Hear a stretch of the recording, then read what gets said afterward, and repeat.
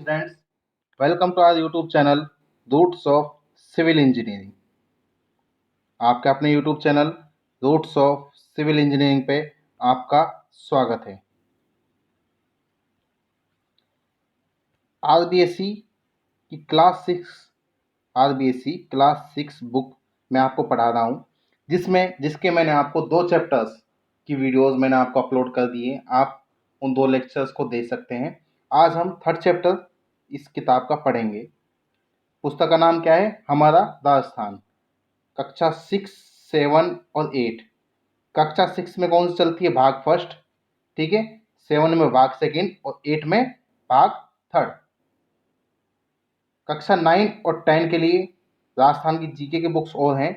मैं आपको एक कंप्लीट 6 to 10 कंप्लीट कराऊंगा आरबीएससी बुक्स की। तो जो भी नए स्टूडेंट्स हैं जो हमारी वीडियोस को देख रहे हैं, वो प्लीज़ चैनल को सब्सक्राइब कर लीजिए और नोटिफिकेशन का बेल आइकन जरूर दबाइए, जिससे आपको जैसे ही लेक्चर अपलोड हो वैसे ही आपको लेक्चर्स मिल सकें। तो इसके मैंने 2 लेक्चर्स आपको अपलोड कर दिए, आज तीसरा लेक्चर है। और जिन बच्चों ने पहले से ही ऑलरेडी पढ़ रखा है उनके लिए राजस्थान जीके एमसीक्यू बैच मैंने अपने चैनल पर कंटिन्यू राजस्थान जीके के जितने भी क्वेश्चंस हुए, जितने भी मतलब पेपर हैं प्रीवियस ईयर के, उनको मैं अपलोड कर रहा हूँ। अभी मिक्सअप अपलोड हो रहे हैं। Mix Rajasthan art and culture, Rajasthan geography, Rajasthan history और राजस्थान पॉलिटी के इनके जितने भी मिक्स क्वेश्चंस थे, जैसे एक पेपर जेईएन का हो, चाहे कोई फर्स्ट ग्रेड हो, सेकंड ग्रेड हो, उसमें जो भी क्वेश्चन, जैसे 20 क्वेश्चन आते हैं राजस्थान जीके के, तो मैं आपको राजस्थान जीके के 20 क्वेश्चन सोल्व करा रहा हूँ। 30 आते हैं तो मैं 30 सोल्व करा रहा हूँ। 40 आते हैं तो किसी पेपर में 40 सोल्व करा रहा हूँ, ठीक है। एक बैच और मैं स्टार्ट करूंगा आपके लिए जो टॉपिक वाइज होगा। टॉपिक वाइज एमसीक्यू बैच और स्टार्ट करूंगा 1 या 2 डेज में, ठीक है। तो आप चैनल पर बने रहिए, आपको बहुत ही ज़्यादा अच्छा मैटर मिलेगा यहाँ राजस्थान जीके के लिए। राजस्थान जीके के लिए अच्छा मैटर मिलेगा आपको। और आपको अच्छे से पता होगा कि जो रीट लेवल 2 के विद्यार्थी हैं, रीट लेवल 2 के विद्यार्थी हैं, जो अब मेन का एग्ज़ाम जिन्होंने प्री क्वालिफाई कर लिया और मेन में अब बैठेंगे, उनको अच्छे से पता होगा कि आपको राजस्थान जीके पढ़नी है। राजस्थान जीके और राजस्थान जीके के जो क्वेश्चन है वो 6 to 10 की बुक्स के अलावा कहीं से नहीं मिलेंगे आपको अपने पेपर में।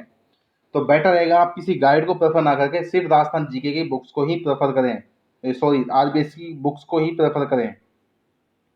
हाँ, ये मैटर कंप्लीट होने के बाद अगर आपको ऐसा लगता है कि मुझे एक्स्ट्रा मैटर पढ़ना चाहिए तो आप किसी गाइड पे जा सकते हैं, ठीक है। तो आज का हम लेक्चर स्टार्ट करते हैं।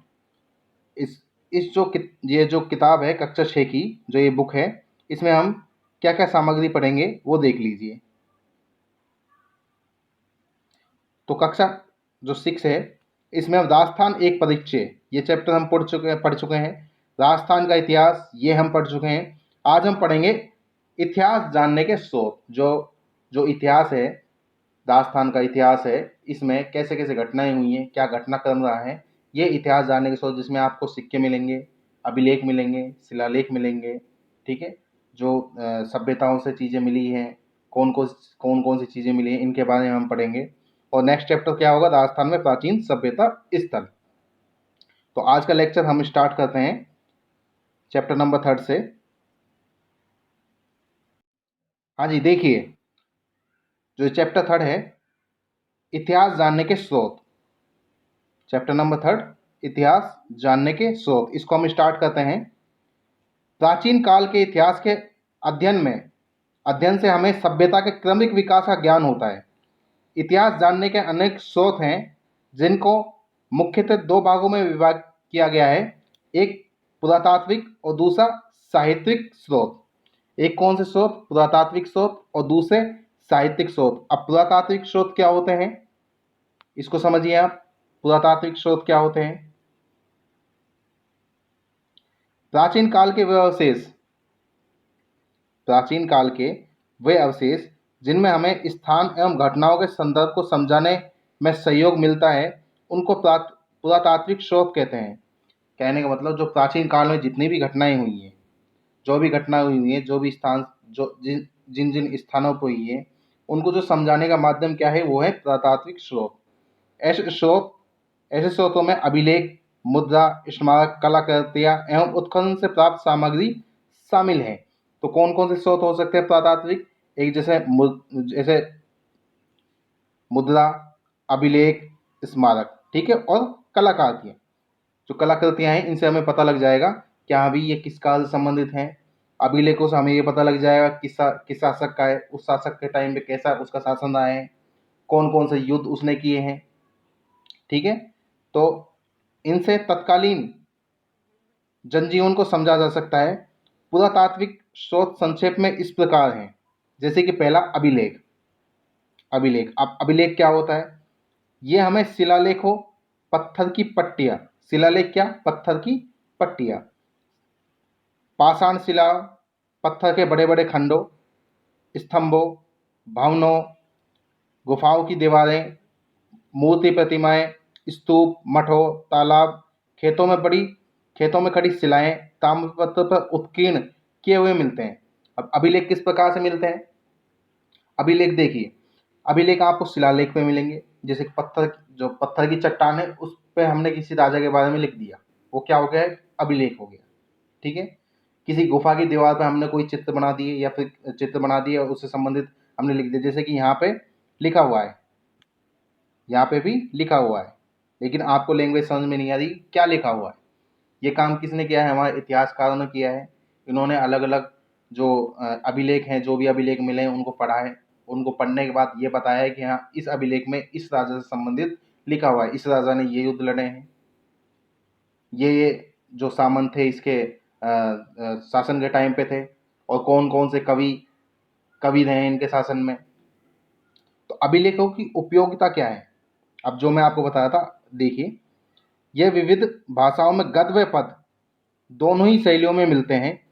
इन अभिलेखों में शासक, उनके आश्रित लोगों, रानियां, राजकुमार, सामंत आदि के नाम की घटनाएं की तिथियां, शासन कार्यों और आज्ञाओं का उल्लेख मिलता है। क्या कहना चाह रहा है? अभिलेखों की उपयोगिता क्या है कि जो शासक जिस टाइम है उससे उनके आश्रित जो भी लोग हैं, उस शासक के आश्रित जो भी लोग हैं, जैसे कि रानी, राजकुमार, सामंतों के नाम, घटना कौन कौन सी घटना घटित हुई हैं, शासन कार्य कैसे किए हैं उसने, और क्या क्या उसने आदेश दिए हैं। तो ये इन सभी चीज़ों का जिक्र किस में मिलता है? अभिलेख में मिलता है। साथ ही इनसे तत्कालीन सामाजिक, राजनीतिक, धार्मिक, सांस्कृतिक जीवन आदि की जानकारी मिलती है। उस समय समाज कैसा था, क्या राजनीति थी, धर्म कौन कौन से थे उस टाइम पे, और कैसा जीवन था, कैसे लोग बाग जीवन जीते थे उस टाइम पे, उस समय। तो ये हमें सभी कहाँ से मिलते हैं? अभिलेख से। प्रशंसा में लिखे गए अभिलेख को प्रशस्ति कहा जाता है। अब जैसे कि किसी राजा के बारे में बड़े चढ़ा के लिख दिया कि हाँ भी ये राजा ऐसा था, इतना प्रतापी था, तो जो उसकी प्रशंसा कर रहे हैं, जो उसके दरबारी विद्वान है उसकी प्रशंसा कर रहे हैं, तो उसको क्या कहा गया है? उसको कहा गया है प्रशस्ति। कि प्रशंसा के बारे में अगर कोई अभिलेख मिलता है तो उसे हम क्या कहेंगे? प्रशस्ति कहेंगे। प्रमुख अभिलेख कौन कौन से हैं?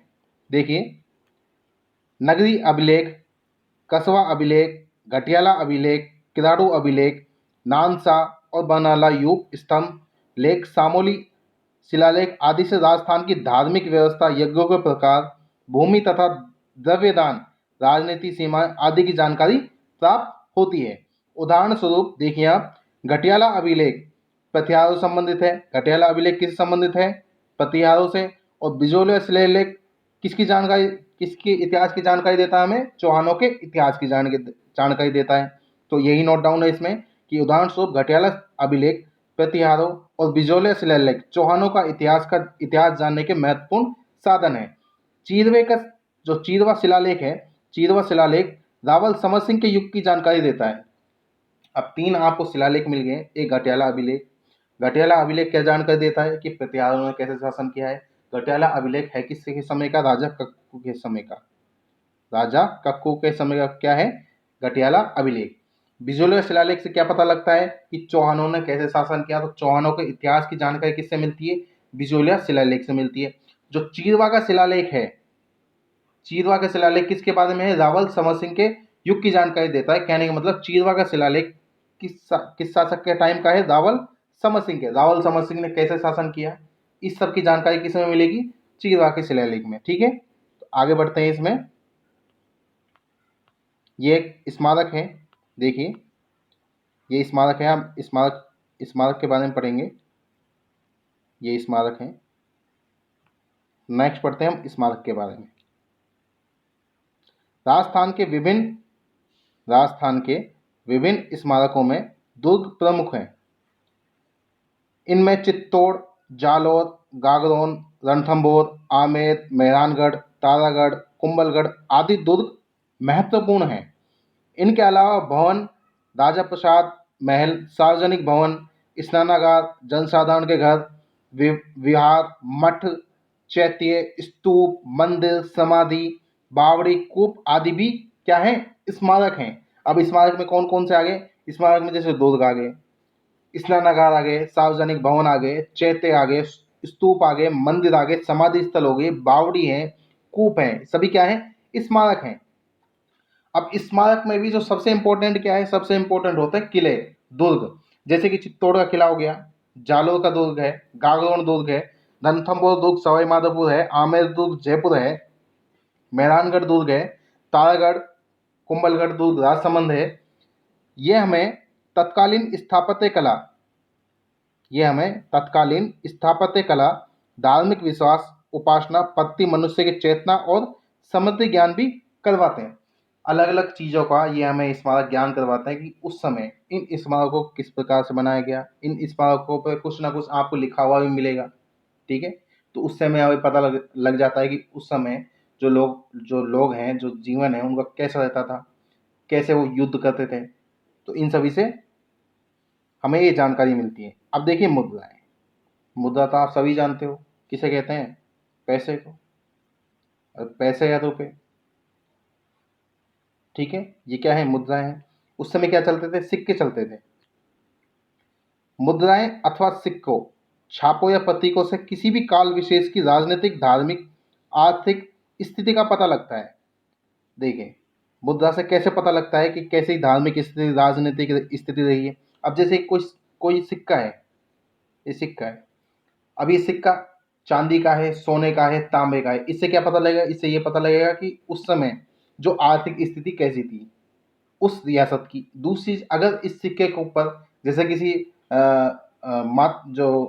जैसे किसी मंदिर का निर्माण या फिर किसी माता का चिन्ह बना हुआ है या फिर माता की मूर्ति का चिन्ह बना हुआ है, तो इससे पता लगेगा उस समय जो लोग बाग हैं वो इस माता की पूजा किया करते थे, ठीक है।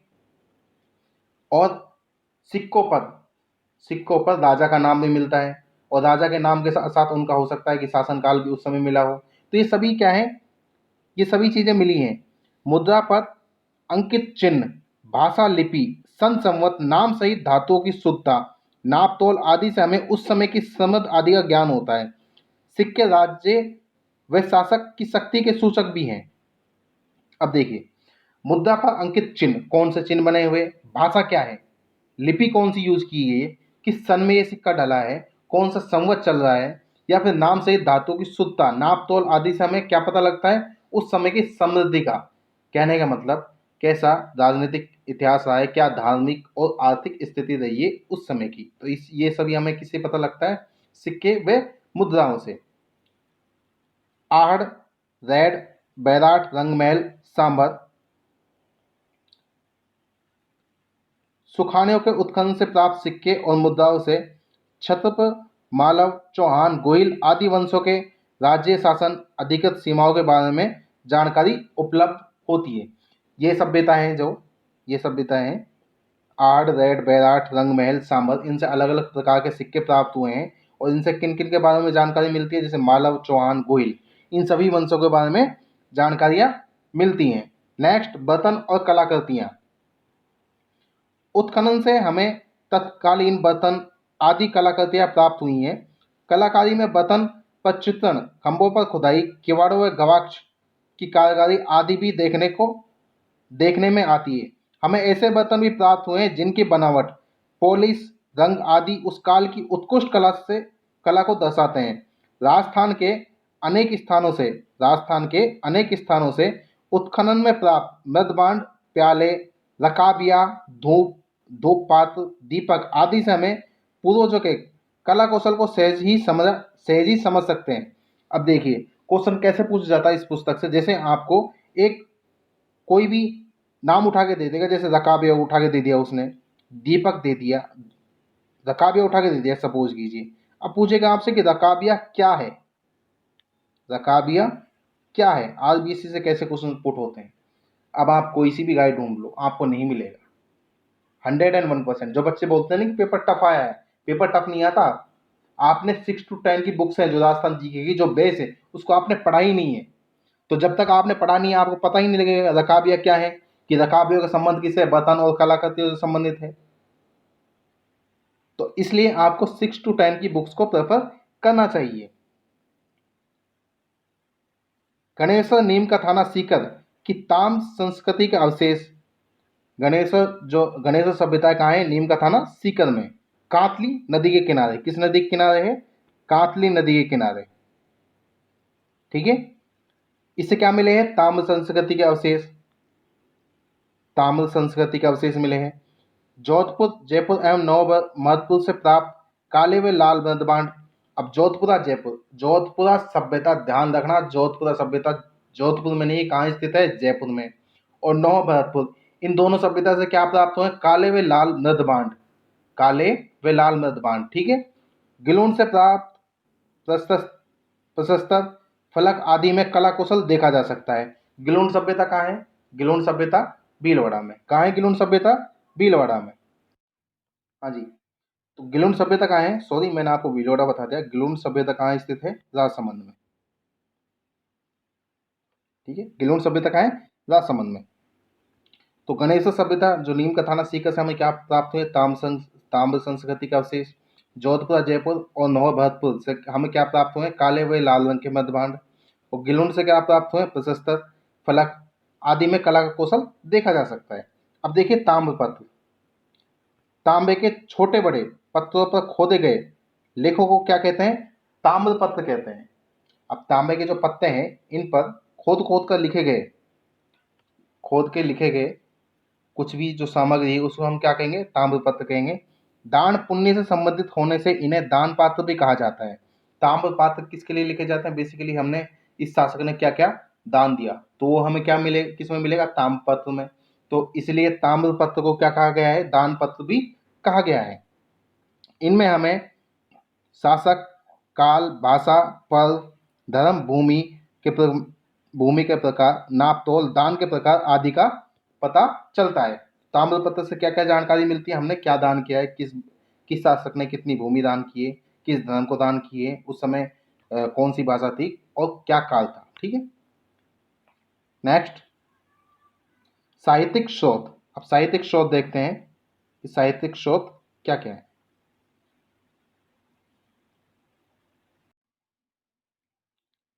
साहित्यिक स्रोत, इतिहास जानने की, इतिहास जानने में साहित्य की भूमिका बहुत महत्वपूर्ण है।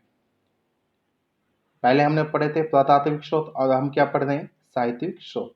अब साहित्यिक स्रोत क्या है, इतिहास जानने में साहित्य की बहुत ही एक इम्पोर्टेंट रोल होता है। कैसे होता है ये देखिए, संस्कृत, हिंदी, राजस्थानी, उर्दू, फारसी में लिखे साहित्य प्रचुरता के साथ मिलता है। राजस्थान के प्राचीन इतिहास को जानने में वेद पुराण, रामायण, महाभारत, बौद्ध एवं जैन ग्रंथों से सहायता मिलती है। 12वीं शताब्दी के उत्तरार्ध में जैनक कृत पृथ्वीराज विजय किसने लिखी, जैनक। महाकाव्य से चौहानों की उपलब्धियों का वर्णन मिलता है। अब साहित्यिक स्रोत जैसे कि जैनक है, जैनक क्या है, एक पुस्तक का नाम है जैनक। जैनक लिखे किसने, पृथ्वीराज विजय ने। क्या है, एक महाकाव्य है। अब महाकाव्य तो इससे क्या मिला है, चौहानों की उपलब्धियों का वर्णन मिला है। इससे क्या मिला है, चौहानों की उपलब्धियों का वर्णन पृथ्वीराज विजय से। और पृथ्वीराज विजय के लेखक कौन है, जैनक है। अब नयनचंद्र सूरीकृत हम्मीर महाकाव्य, हम्मीर महाकाव्य किसने लिखी, नयनचंद्र सूरी ने। अब इससे क्या प्राप्त होता है, से चौहानों के इतिहास के साथ साथ अलाउद्दीन खिलजी की रणथंबोर विजय और उस समय की सामाजिक धार्मिक स्थिति की जानकारी मिलती है। अब नैनचंद्र सूरी ने जो हम्मीर महाकाव्य लिखी है, इसमें चौहानों के इतिहास के साथ साथ जो अलाउद्दीन खिलजी ने 1301 में रणथंबोर का अभियान किया था, उसके बारे में भी जानकारी किसमें मिलती है, हम्मीर महाकाव्य। नेक्स्ट, राजस्थानी साहित्य में पृथ्वीराज आसो, अचलदास खींची वसनिका, पद्मनाभ कृत कानड़देव प्रबंध। पद्मनाभ कानड़देव प्रबंध किसने लिखी? पद्मनाभ ने। बीकानेर के दलपत सिंह कृत दलपत विलास, दलपत विलास किसने लिखी? दलपत सिंह ने। खीड़िया जग्गा कृत वचनिका आदि विशेष उल्लेखीय हैं। अब ये देखिए, अलग अलग इतिहासकारों ने अलग अलग अपनी पुस्तकें लिखी हैं और ये पुस्तकें एग्जाम में 101% पूछी जाती है। आप प्रीवियस ईयर के क्वेश्चन उठाइए, अगर आप प्रीवियस ईयर के क्वेश्चन भी नहीं उठाते, राजस्थान जी के एमसीक्यू बैच मैंने स्टार्ट कर रखा है, उसमें आप जाके देखिए, एक क्वेश्चन 100% आपको हर एक एग्जाम में देखने के लिए मिलेगा, चाहे वो किसी भी पुस्तक का नाम आपसे पूछे। तो ये चीज आपको ध्यान रखनी है, कौन कौन सी पुस्तकें। और रीट के जो विद्यार्थी हैं उनको 6 to 10 की बुक्स ही पढ़नी है। अब 6 to 10 की बुक्स में से ही मैटर छपेगा आपके एग्जाम में, और 6 to 10 की बुक्स में से जब मैटर आएगा तो आपको क्वेश्चन भी यहीं से मिलेंगे 6 to 10 में से। तो आपको कम मैटर में ज़्यादा मार्क्स प्राप्त करने हैं तो आप 6 to 10 की बुक्स को प्रेफर करें। नेक्स्ट, ख्यात विषयक साहित्य में प्रसिद्ध राजपूत राजवंशों की स्थापना, राजाओं का वंशक्रम, राज्य वृक्ष आदि का वर्णन मिलता है। जैसे कि ख्यात में क्या क्या मिलता है? ख्यात में क्या क्या मिलता है? राजवंशों की स्थापना, राजाओं का वंशक्रम और राज्य क्षेत्र। ठीक है। अब जैसे कि एग्जाम्पल के, नैन सीधी ख्यात, बाकीदास की ख्यात, दयालदास की ख्यात, जोधपुर राज्य की ख्यात आदि से इतिहास जानने में सहायता मिलती है। फारसी, उर्दू, तारीख इतिहास ग्रंथों से हमें विशेषतः मध्यकालीन राजस्थान इतिहास समझने में मदद मिलती है। Colonel James Tod, colonel James Tod कृत annals and antiquities of Rajasthan और पश्चिमी भारत की यात्रा। कर्नल जेम्स टोड ने कौन कौन सी पुस्तकें लिखी हैं? Annals and antiquities of Rajasthan और पश्चिम भारत की यात्रा। बूंदी के महाकवि सूर्यमल मिश्रण का वंश भास्कर, वंश भास्कर की रचना किसने की है? सूर्यमल मिश्रण ने। कविदास श्यामल दास द्वारा कृत वीर विनोद, वीर विनोद के लेखक कौन है? कविदास श्यामल दास। विश्वेश्वर नाथ रेऊ कृत मारवाड़ राज्य का इतिहास, मारवाड़ राज्य का इतिहास पुस्तक किसने लिखी है? विश्वेश्वर नाथ रेऊ ने। गौरीशंकर हीराचंद ओझा लिखित उदयपुर, जोधपुर, सिरोही, डूंगरपुर, बांसवाड़ा, प्रतापगढ़ व इतिहास के ग्रंथ उल्लेखनीय है। अलग अलग इतिहासकारों ने अलग अलग जगह का इतिहास लिखा है। जैसे मेवाड़ा किसी ने लिखा है, मारवाड़ा किसी ने लिखा है, जयपुर का किसी ने इतिहास लिख दिया है। और कर्नल जेम्स टोड ने कौन सी पुस्तक लिखी है? ये पुस्तक भी पूछी जाती है, annals and antiquities of Rajasthan. Annals and antiquities of Rajasthan, ये आप रख लीजिए। तो जो इतिहास, अब देखिए, कर्नल जेम्स टोड की फोटो है, महाउपाध्याय गौरीशंकर हीरचंद ओझा की फोटो है, और कविदास श्यामल दास। कविदास श्यामल दास ने कौन सी पुस्तक लिखी? वीर विनोद, वीर विनोद। और हीराचंद ओझा हैं। कर्नल जेम्स टोड ने कौन सी पुस्तक लिखी? एंटिक्विटीज ऑफ राजस्थान, यानी कि annals and antiquities of Rajasthan, या the central and western Rajput states of India, the central and western Rajput states of India, इस पुस्तक का दूसरा नाम भी है। ठीक है। तो आज का जो हमारा चैप्टर है ये खत्म होता है। इसमें कुछ शब्दावली भी हैं, उनको आप देख लीजिए। शब्दावली, अभिलेख किसे कहते हैं? ताम्रपत्र या पत्थर आदि पर खुदा हुआ लेख। उत्खनन मतलब क्या है? खुदाई। और मृदभांड क्या है? मिट्टी के बर्तन। मृदभांड क्या है? जब हमने पढ़ा था ना, काले व लाल रंग के मृदभांड, तो मृदभांड मतलब क्या है? मिट्टी के बर्तन। अब कुछ क्वेश्चंस भी हैं इनसे संबंधित, जैसे कि वंश भास्कर के लेखक कौन है? तो वंश भास्कर के लेखक कौन है? सूर्यमल मिश्रण। इन क्वेश्चंस को आप खुद ही सॉल्व कीजिए। प्रशंसा में लिखे गए अभिलेख को क्या कहा जाता है? प्रशस्ति कहा जाता है। क्या कहा जाता है? प्रशस्ति। संस्कृत में उत्कीर्ण का शिलालेख रावल समर सिंह के युग के जानकारी देता है। अब देखिए, ये क्वेश्चन आपको पूछा जा सकता है कि संस्कृत में जो उत्कीर्ण जो शिलालेख है रावल समर सिंह के युग की कौन सा ऐसा अभिलेख है जो जानकारी देता है? तो आप देखिए, साफ स्पष्ट शब्दों में यहाँ पे लिखा हुआ है कि कौन सा शिलालेख है वो। देखिए कौन सा है? चीरवे का शिलालेख रावल समर सिंह के युग की जानकारी देता है। तो कौन सा शिलालेख है वो? चीरवा का शिलालेख। तो आपको इस प्रकार से इन क्वेश्चंस को भी जो आप जरूर सॉल्व करना है, इन क्वेश्चंस को भी आप जरूर सॉल्व कीजिए। ठीक है। तो आज का लेक्चर हम यही समाप्त करते हैं। मिलते हैं नेक्स्ट हम चैप्टर के साथ में। नेक्स्ट चैप्टर कौन सा है? बड़ा इंटरेस्टिंग चैप्टर है अपना नेक्स्ट, राजस्थान में प्राचीन सभ्यता स्थल। अब देखिए आपको बोर नहीं होना है। अब ये कोई हंसी मजाक और जोक तो सुना नहीं है जो आपको मतलब ऐसा लगेगा कि हाँ भी क्लास में इंटरेस्ट। मैं कोशिश कर रहा हूँ कि आपको राजस्थान हिस्ट्री में इंटरेस्ट आए कैसे भी, लेकिन जिसको सिलेक्शन लेना है वो अपना इंटरेस्ट खुद ही लेके आएगा राजस्थान हिस्ट्री के अंदर। और आर्ट एंड कल्चर, जब आर्ट एंड कल्चर चलेगा तो आप सोने ही लग जाओगे बिल्कुल लेक्चर्स के बीच में। तो बेटर है आप अपना इंटरेस्ट पैदा कीजिए। इंटरेस्ट पैदा कैसा होता है कि आप जिज्ञासा लाइए कि यार उस समय कैसा होता था, उस समय लोग बाग कैसे रहते थे। आज हम बाइक या कार में चलते तो उस समय कैसे पैदल यात्रा होती थी, कैसे बैलगाड़ियों पर यात्रा होती थी। तो इस सब को आप कंक्लूजन निकालिए कि जब पुस्तकें, जब ये कागज नहीं थे तो किस पे लिखते थे। देखिए पत्थर पे लिखे, ताम्र पत्थर पर लिखी गई हैं चीजें। तो इससे आपकी क्या है कि जिज्ञासा आएगी मन में, और जिज्ञासा क्या होता है कि पढ़ने की इच्छा, उस टॉपिक के बारे में हमारी जानकारी लेने की ललक बढ़ती है, उससे हमारा इंटरेस्ट पैदा होता है। ठीक है, तो आज का लेक्चर हम यही समाप्त करते हैं। नेक्स्ट मिलते हैं हम चैप्टर 4 के साथ, राजस्थान में प्राचीन सभ्यता स्थल। ये हम पढ़ाएंगे आपको नेक्स्ट लेक्चर में। ठीक है, थैंक यू। और जो चैनल पर नए हैं वो चैनल को जरूर सब्सक्राइब कर लीजिए। आपको 6 to 10 की बुक्स के लेक्चर आपको कंप्लीट यहीं पर आपके अपने YouTube channel roots of civil engineering पे आपको उपलब्ध करवा दी जाएंगे। आज के लिए इतना ही, धन्यवाद।